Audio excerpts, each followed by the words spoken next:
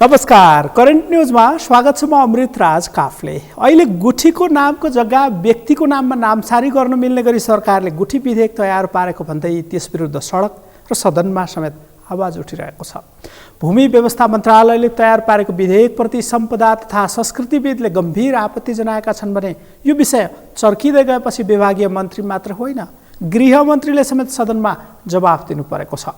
सङ्घीय संसदमा दर्ता भएको गुठी विधेयकका प्रावधान सम्पदा संस्कृति नाश गर्ने किसिमका भएको भन्दै सरकारवालाहरूले दिनदिनै विरोध प्रदर्शन गरिरहेको सन्दर्भमा आज हामी सोही गुठी विधेयक र त्यसमा रहेका प्रावधानहरू के लाउँदैछौँ।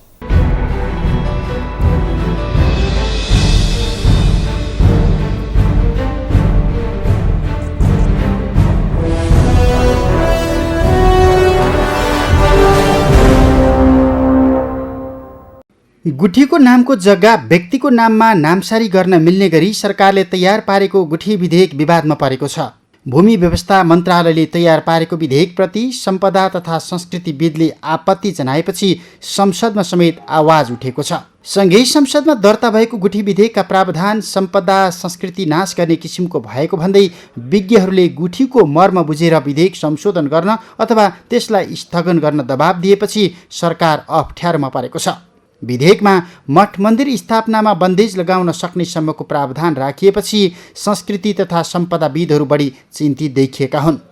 भूमि व्यवस्था सहकारी तथा गरिबी निवारण मन्त्रालयले तयार पारेको गुठी सम्बन्धी कानुन एकीकरण र संशोधन गर्न बनेको विधेयकमा राजगुठी, सार्वजनिक गुठी र निजी गुठीलाई व्यवस्थित गरी सर्वसाधारणको हित कायम गर्न तथा गुठीको जग्गा संरक्षण, उपयोग र व्यवस्थापन गर्नुका साथै गुठी विकास, सञ्चालन र व्यवस्थापन गर्न आवश्यक व्यवस्था गर्ने उल्लेख छ। यसबाट मुलुकको धर्म, परम्परा र संस्कृति, सामाजिक धरोहरमाथि समेत प्रहार हुने बुद्धिजीवी तथा सरकारवालाको दाबी छ।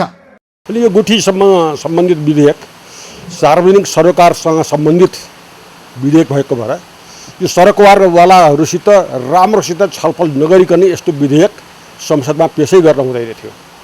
मूलत आम नागरिकलाई असर पार्ने यस्ता विधेयकहरूलाई सरकारको अवधारणा के हो, पहिला त्यो अवधारणा जनता समक्ष राखेर त्यसपछि मात्रै त्यसको निष्कर्ष निकालेर त्यसपछि तपाईँको विधेयक तयार गरेर संसदमा लानुपर्नेमा यो कुन कोणबाट यसमा छलफल भयो र कसको स्वार्थका लागि यो विधेयक आएको छ, त्यो कुरा हामीले चाहिँ बडा गम्भीर रूपमा हेर्नुपर्ने छ।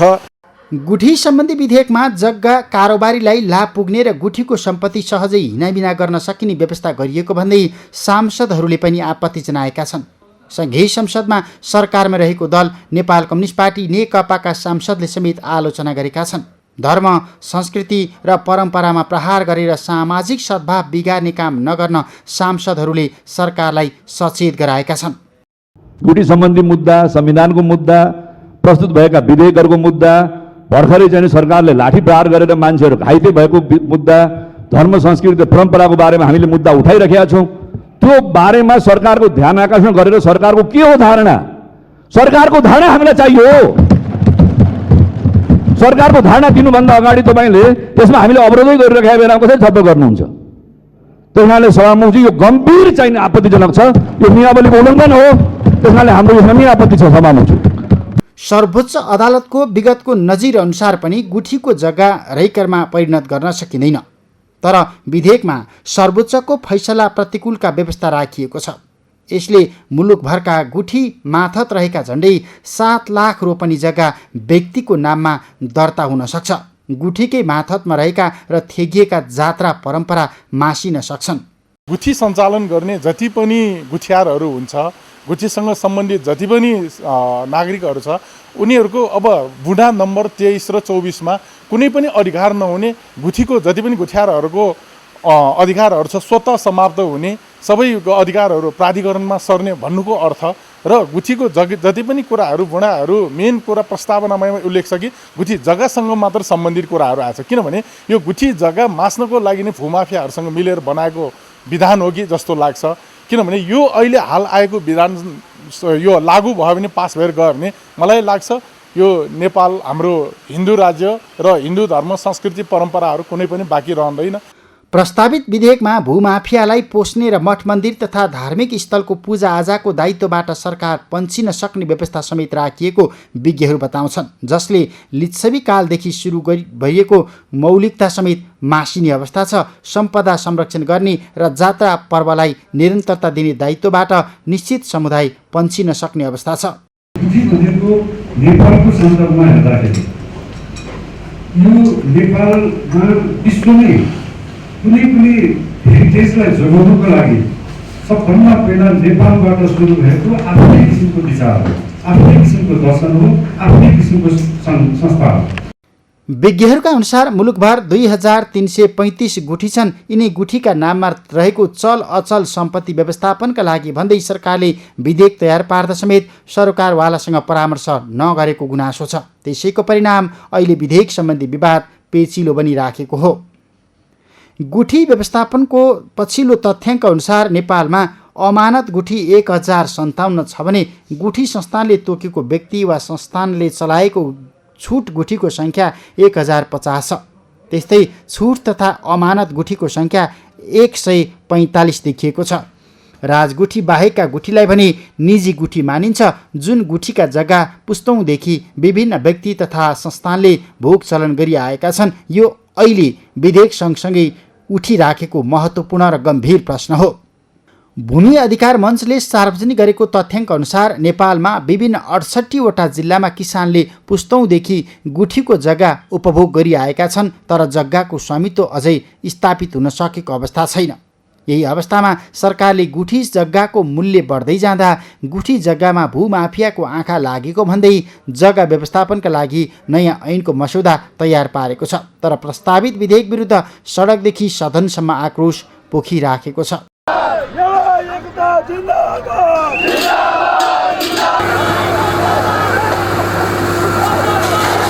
विशेष गरी अहिले यो विधेयक फिर्ता तथा सरकारवालाको परामर्शमा परिमार्जन गर्नुपर्ने भन्दै काठमाडौँ केन्द्रित आन्दोलन भइराखेको छ।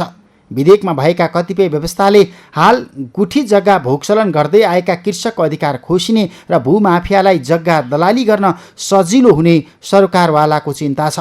तर सरकारले संविधानमै भएको व्यवस्था, भूमि व्यवस्थापनका क्षेत्रमा देखिएको समस्या सम्बोधन अनि गुठीको सम्पत्ति दुरुपयोग हुनबाट रोक्नका लागि यो विधेयक ल्याइएको दाबी गरिराखेको छ। हिजो मात्रै माइतीघर मण्डेलामा विधेयकसित जोडिएर र अर्को यो सडक विस्तार गर्ने क्रममा रैथानीहरू जो आदिवासीहरू हिजोदेखि बसिआएका थिए, तिनीहरूको बसोबास गरेका केही थाकथलाहरू असुरक्षित भए भन्ने प्रसङ्गसहित दुईवटा विषयलाई दुईवटा समूह एकीकृत ढङ्गले आफ्नो विचारहरू राखिरहेको बेला केही गतिविधिहरू भए भन्ने विषयमा जुन ध्यान आकर्षित गर्नुभएको छ, यसमा सरकार गम्भीरै छ।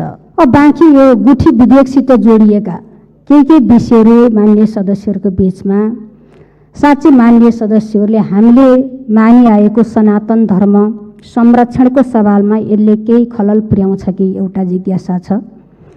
अर्को, हाम्रो गुठी भनेको मौलिकता हो, हाम्रो मौलिकता मासिने हो कि भन्ने जुन खालको चिन्ता जाहेर गर्नुभएको छ, मैले माननीय सदस्यहरूलाई प्रश्न पार्न चाहन्छु।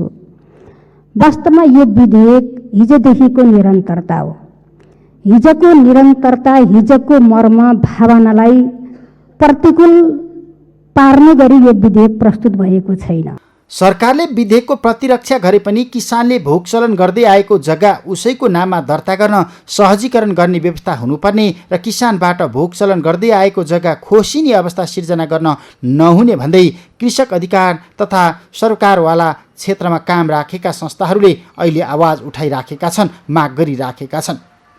विशेष गरी गुठी संस्थानले आफै खेती गर्न छुट्याएको जग्गामा अरू कसैले खेती गरेको भए स्वत खोज्ने व्यवस्था, जग्गा टुक्र्याउने व्यवस्था, रैकर जग्गा पुनः गुठीमा दर्ता गर्न सकिने व्यवस्था अनि गुठी प्राधिकरण गठन गरेर सबै गुठीको चल अचल सम्पत्ति प्राधिकरणकै मार्फत खटन पटन गर्ने व्यवस्था राखेको छ, जसप्रति सरकारवालाको गम्भीर आपत्ति छ।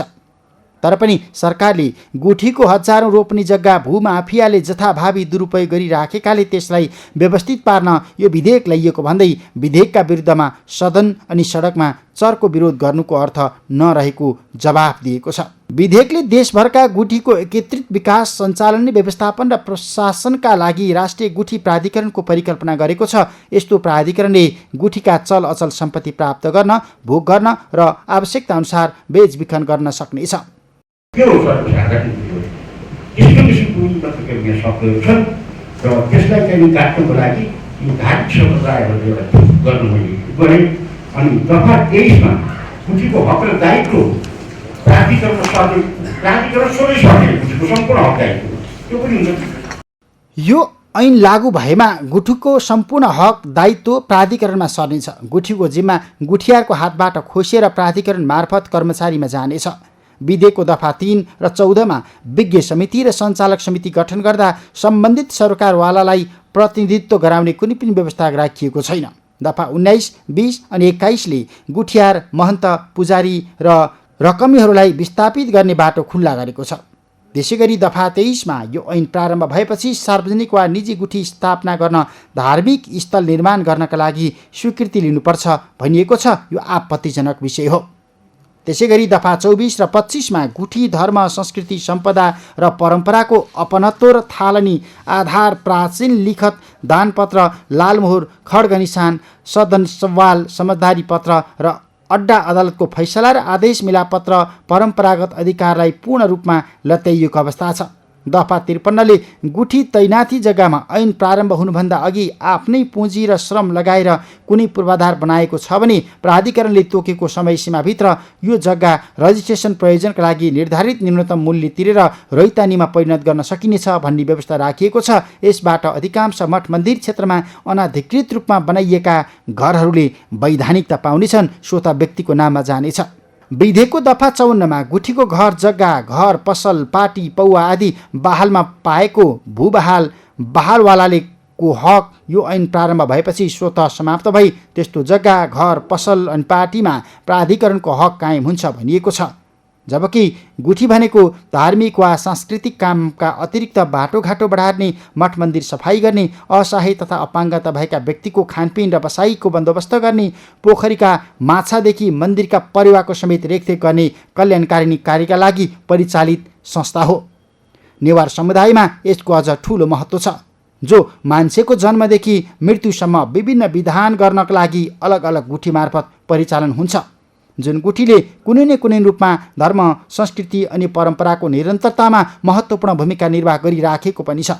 तर प्रस्तावित विधेयकले यस्ता सांस्कृतिक धरोहरमाथि गम्भीर प्रहार गरेको छ।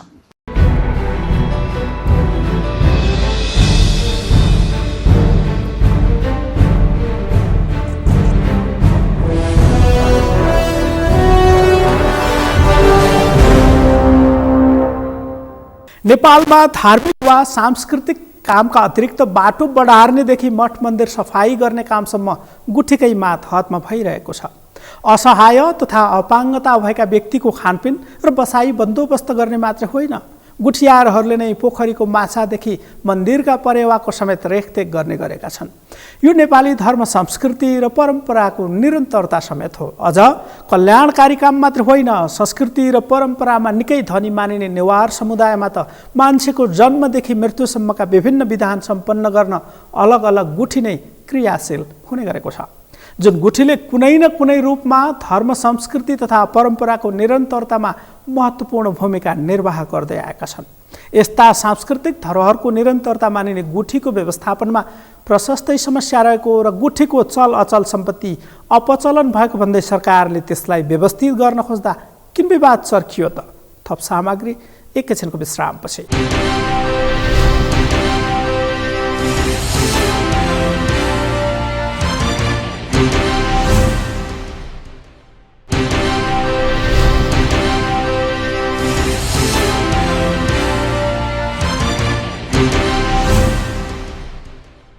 विश्रामपछि करेन्ट न्युजमा फेरि पनि स्वागत छ। आज हामी गुठीको सम्पत्ति संरक्षण र परिचालनका नाममा भइरहेको विवाद र बहसको प्रसङ्ग खेलाइरहेका छौँ। सरकारले प्रस्तावित विधेयक संविधान र कानुन विपरीत नरहेको र सुधार्नुपर्ने बुँदा नदेखिएको बताए पनि विज्ञहरूले गुठीको मर्म विपरीतको व्यवस्था हटाउन दबाब दिइरहेका छन्। विधेयकमा मठ मन्दिर स्थापनामा बन्देज लगाउन सक्ने सम्मको प्रावधान राखिएको सरकारवालाको दाबी छ। गुठी सम्बन्धी कानुन एकीकरण र संशोधन गर्न बनेको विधेयकमा गुठीको जग्गा संरक्षण, उपयोग र व्यवस्थापनका लागि गुठी प्राधिकरण बनाउने उल्लेख छ। यस विरुद्ध किन यत्रो आपत्ति र आन्दोलन गर्नु पर्यो त? किन काठमाडौँका नेवार समुदाय र धर्म संस्कृतिका अगुवाहरू आन्दोलित छन् त?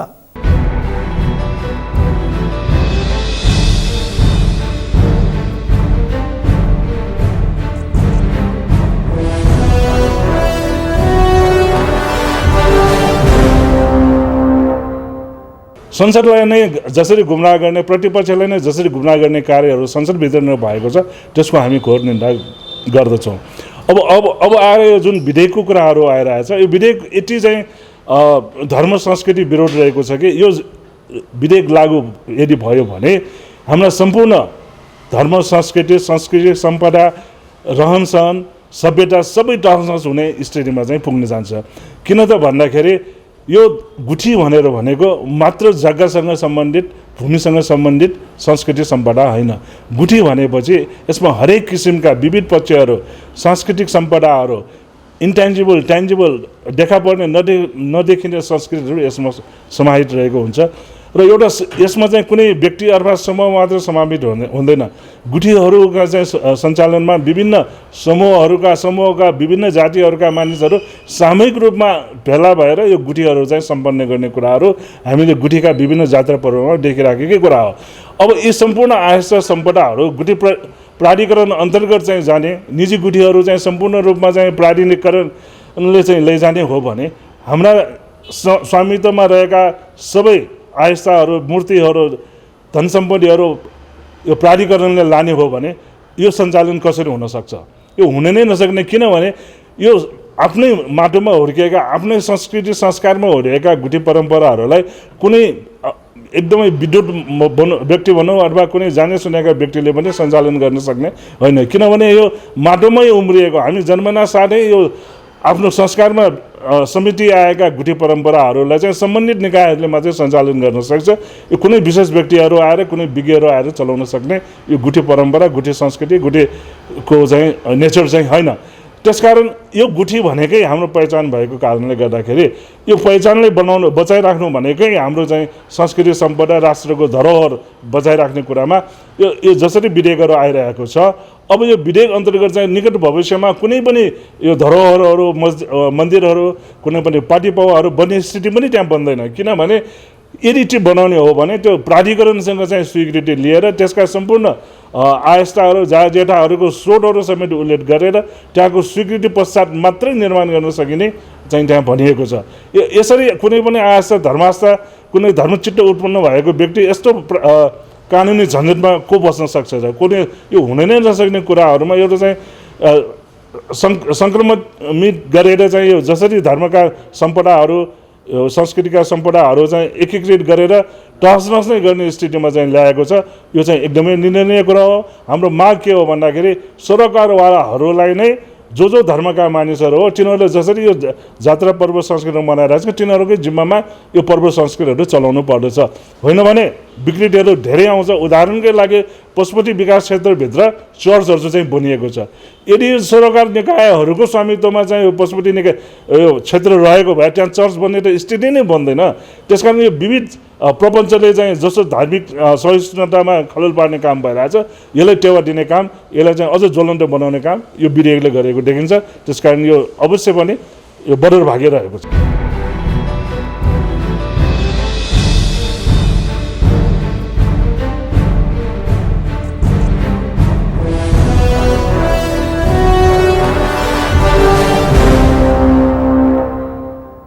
गुठी सम्बन्धी विधेयकमा जग्गा कारोबारीलाई लाभ पुग्ने र गुठीको सम्पत्ति सहजै हिनामिना गर्न सकिने व्यवस्था गरिएको भन्दै सांसदहरूले पनि आपत्ति जनाएका छन्। सङ्घीय संसदमा सरकारमै रहेको दल नेकपाका सांसदले समेत आलोचना गरेपछि सरकार दबावमा परेको छ।